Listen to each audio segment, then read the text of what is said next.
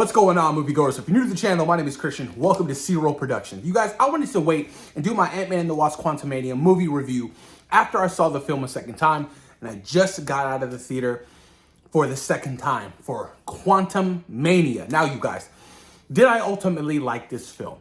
And where do I rank it in the Ant-Man franchise? Ant-Man has now had 3 films. Yes, we've gotten 3 Ant-Man movies. I would have never thought that we would have gotten 3 Ant-Man films in the Marvel Cinematic Universe. So, did I like the film? Yes, I liked this film. I enjoyed it. I thought it was a fun time. It was wacky. It was weird. It was Star Wars. It was very different. I didn't expect this film to mostly take place in the quantum realm, which it did. I didn't have an issue with that. I know some people did. I thought it was cool. Some of the character design, some of the world building, I thought was just like mind-blowing to me. I was like, my God, I can only imagine how this would look in 3D IMAX. Unfortunately, I'm not a fan of 3D at all. I think it gives me a headache, and I don't feel too good after seeing 3D movies. But I did see this in Dolby Cinema, and it definitely did have that visual appeal to me. But like I said, I ultimately enjoyed this movie throughout.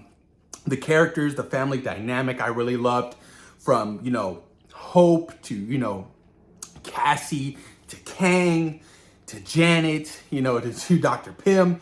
They were all very unique and useful in their own particular ways.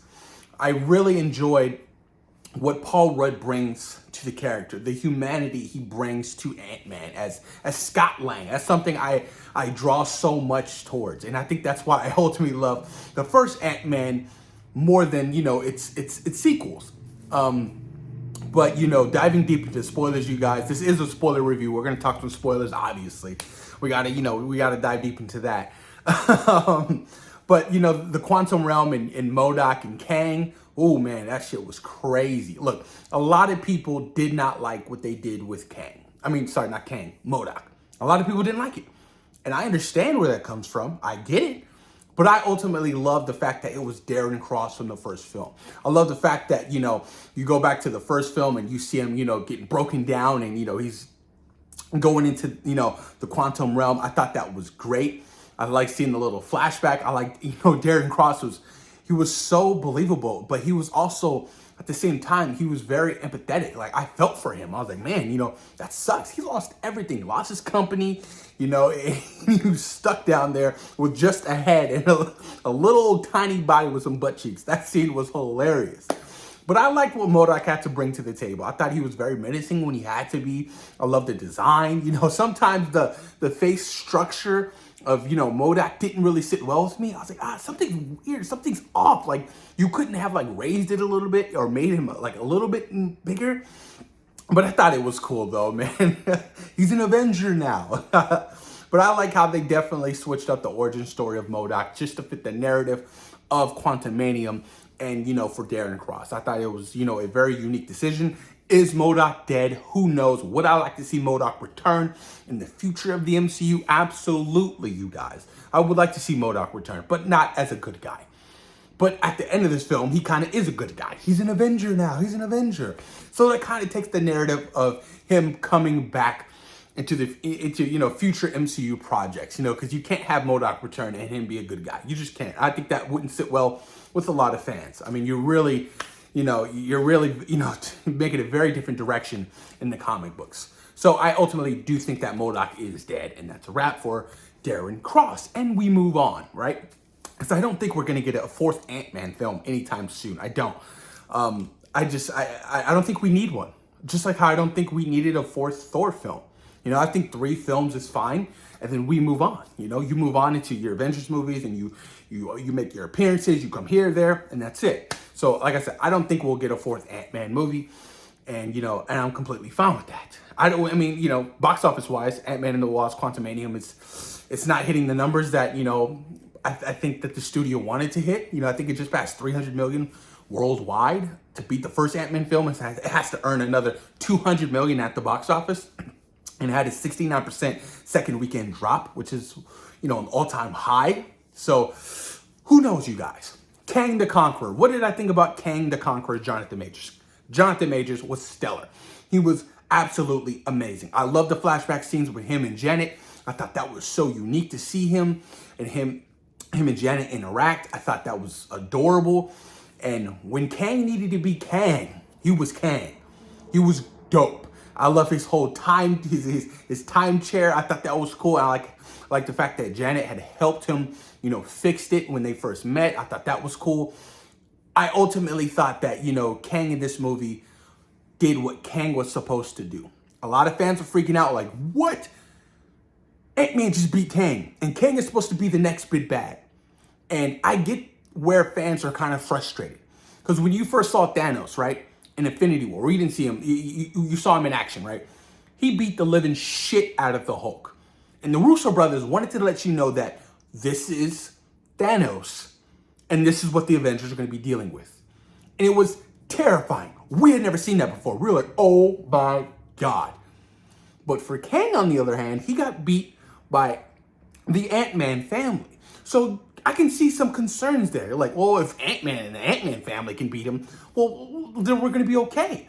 But that was just one iteration of Kang. That was one variant of Kang. There are other Kangs out there who are much more powerful, much more smarter, and I cannot wait.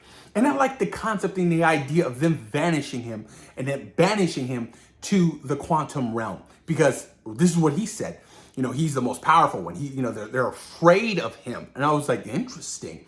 He was like, if I don't get out of here, the other me's are going to come. And I was like, oh, very interesting. So maybe if Kang got out of the quantum realm, the other Kangs couldn't have traveled the multiverse like they wanted to. That was very interesting to me. I was like, okay, that's a nice little element to it.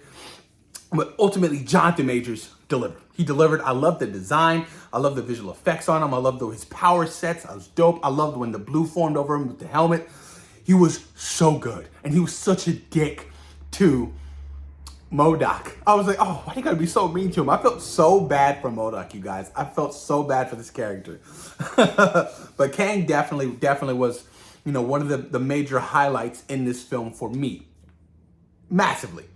The quantum realm, the whole rebel, I didn't really, feel for it. I didn't care. I didn't care for some of the characters that they introduced.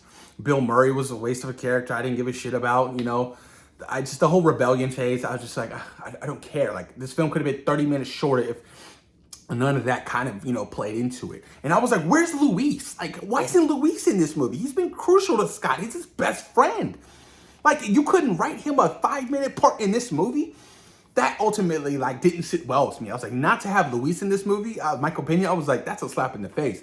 Because Luis has been, honestly, one of the best parts of these Ant-Man films. Him and Scott's relationship has been one of the best parts. And I was like, you're not going to have Luis? That's stupid to me. Why? Instead, you want to have this little googly eye creature, you know what I mean? That, oh, you're drinking me, so now you can understand me. I was like, this is just kind of weird. It was definitely out of the realm, no pun intended. But that's the quantum realm, right? It's supposed to be wacky, different, something we've never seen before. Dr. Hank Pym was another highlight for me, you guys. I love his third act. I love how he came in there with the ants and he was like, I was hearing something. I didn't know what it was. I love that. That was such a banger when he came through with the whole ant army. I was like, oh yeah, this is definitely it. I thought we were going to see him in action. I thought he was going to put on an Ant-Man suit. That definitely would have been super cool. Hope and Cassie I liked, but I was hoping they'd lean a little bit more into Hope trying to be Cassie's mother. I feel like you already teased it in the trailers, but they never went anywhere with it. You know what I mean? I was like, oh, that's really unfortunate, because that would have been more character building, more character arcs that we could have gotten in this movie. And ultimately, they teased it. And one thing I don't like, I don't believe Scott's and Hope's relationship. Have you ever seen them kiss? I was just like, I don't believe it. It's not a believable relationship. And I don't know if that's because, the two actors don't necessarily like each other, but I just don't believe the relationship at all. It's just not there for me. So every time they hug, I'm like, whatever. It's not like a relationship you believe in, like Andrew Garfield and Emma Stone in the Amazing Spider-Man series. You believe that shit. It's there. It's relatable. It's real. But this relationship, and that's one of my problems. Marvel Cinematic Universe The MCU relationships are not believable at all. I mean, Steve and, Peggy and, her niece, I believe that. But, like, other than that, like, I'm trying to think, like, Tony and Pepper, I believe. But, like, I don't know, man. It's rough. They don't really do well with, those romantic relationships. That's just the way I feel. I could be crazy, right? But who knows, man. Janet, I like Janet a lot in this movie. She did a lot. I just wish she wasn't so damn, like, secretive all the time. Like, why not discuss the quantum realm with your family if you're so afraid of it? Like, talk it over with your daughter. Let them know. This ultimately could have been stopped if she told them everything about the quantum realm. Oh, this is Kang. He's down there. He's very dangerous. Cassie wouldn't have been, with her little machine and trying to signal down to the quantum realm. I was like, damn it, Janet. Stop keeping your secrets. They're ultimately hurting you and your family. The one thing I'll have to say, like, I do believe that at the end, when Kang and Antman are getting down, they're fighting, I do think that, instead of Hope coming out, it should have been Janet. It should have been Janet saving Scott and then being stuck in the quantum realm again. I definitely do believe it because I feel like there was no stakes here, and like how the portal randomly opens up behind, Scott and Hope. And I was just like, really? It's just going to randomly open up and you guys are going to walk out and you guys are going to go home? I feel like I needed a little bit more stakes. You know what I mean? I feel like there was, other than the stakes of Kang getting out and, oh, I got to save Cassie. Like that's it. Action scenes. I felt like some of the action scenes were cool. When Scott went Giant Man, I thought that was dope. And he was like, Kang! I was like, okay, this is dope. This is awesome. But I feel like I needed a little bit more. I wanted a little bit more. I don't know what it was. Like, I needed something else for these action sequences. One thing I'll say, you guys, without the Russo brothers, the Marvel Cinematic Universes, their action sequences are kind of like bland. Think about it. The Russo brothers elevated that shit in Winter Soldier. Elevated it. And then, Civil War and Infinity War and Endgame. Ever since then, the action sequences just haven't been on par with that. And that's a problem with me because ultimately these are comic book superhero movies. And the action should be fantastic. The fighting choreography should be amazing. I'm trying to think. What was, Shang-Chi. Shang-Chi had amazing fighting choreography and amazing action pieces. Spider-Man No Way Home had some good ones when you had Spider-Man fighting the Green Goblin, in the apartment complex. That was good. Moon Knight, She-Hulk, Miss Marvel, Wakanda Forever had some cool moments, but, wasn't over the top. I still think that the Black Panther films do ultimately feel like they need better action sequences and better fighting choreography. Multiverse of Madness, a lot of magic, nothing too crazy where I was like, oh, but you know what I mean? I was just, okay. Thor, Love and Thunder, there hasn't been something that sort of like really be like, oh, that's something that the MCU is missing right now. And it's the Russo brothers. In the Russo brothers, we trust. We trust you guys. What else did I like about this? Peyton Reed did a great job with his direction. I do believe that this is the last time he will direct anything in the MCU.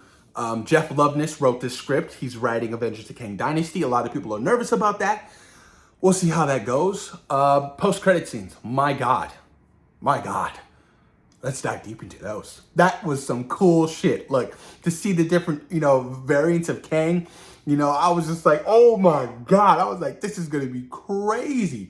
And they were all so very different. I love how Jonathan Majors leaned into that shit. Like, with the different voices and the way he moved and all the Kangs and the shot at the end, it was ripped out of the comic book with the Kangs and the ugly Kang. And they were like, like, that was so cool. I was like, this is dope, and I love it. I'm eating this shit up. And then the Loki season 2 tease with Kang, and Loki's like, that's him. That's He Who Remains. I was like, oh, I can't wait for Loki. Loki's great, man. That series was fantastic. That's the first introduction of Kang, He Who Remains. And, like you said before he died, I'll see you soon.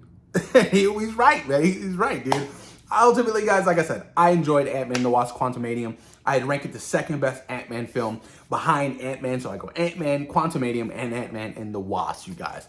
But post your comments down below. Let me know what you guys thought about Quantumania. Where do you rank it thus far after phase 3? Thoughts and opinions, you guys, please post them down below. Let me know what you think. Peace.